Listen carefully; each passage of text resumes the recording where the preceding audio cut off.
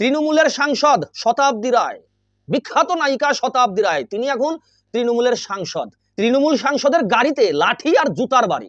সে কি বাড়ি। এখন আপনি হয়তো ভাবছেন এটা জনরোষ বা এটা বিরোধী দলদের কাজ, বিরোধী দল চক্রান্ত করে এই তৃণমূল সাংসদের গাড়িতে লাঠি আর জুতার বাড়ি দিয়েছে। না মশাই, আপনি ভুল। এটা হচ্ছে তৃণমূলের গোষ্ঠী কোন্দল, অর্থাৎ তৃণমূল লড়াই করছে। তাহলে ভাবুন কি কাণ্ড, তৃণমূল আর তৃণমূল দুইটা দল, তাদের যে গোষ্ঠী কোন্দল মারামারি করছে। এখন ভাবুন কি হচ্ছে এটা কি এই রাজ্যে। এখন বীরভূমে এই যে এসআইআর, এই এসআইআর এ একটা ক্যাম্পিং এ শতাব্দী রায় সেখানে গিয়েছেন, খোঁজ খবর নিচ্ছেন, সবার সাথে কথা বলছেন। সেখানে একাধিক দুর্নীতি, কারণ তৃণমূল কংগ্রেস মানেই তো দুর্নীতি, দুর্নীতির শেষ নেই।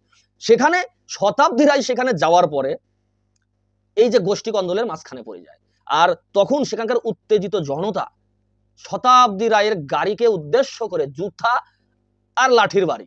বিষয়টা আমার কাছে খুবই ইন্টারেস্টিং লেগেছে। 2026 ভোটের আগে সবে মাত্র এগুলো মানে টেইলার শুরু, পিকচার তো अभी बाकी है। 26 ইলেকশন, পিকচার अभी भी बाकी है, अभी तो टेইলার লঞ্চ हुआ। তো আগে আরো কি হয় দেখতে থাকুন, এবং প্রতিদিনের আপডেট পেতে তোমার দীপক ফেসবুক পেজটা অবশ্যই ফলো করবে, আর ইউটিউব থেকে যদি দেখে থাকেন তাহলে সাবস্ক্রাইব। ভালো থাকবেন, সুস্থ থাকবেন, ভিডিওটা অবশ্যই শেয়ার করবেন, আপনার কি মতামত তা কমেন্টে লিখে জানাবেন। নমস্কার।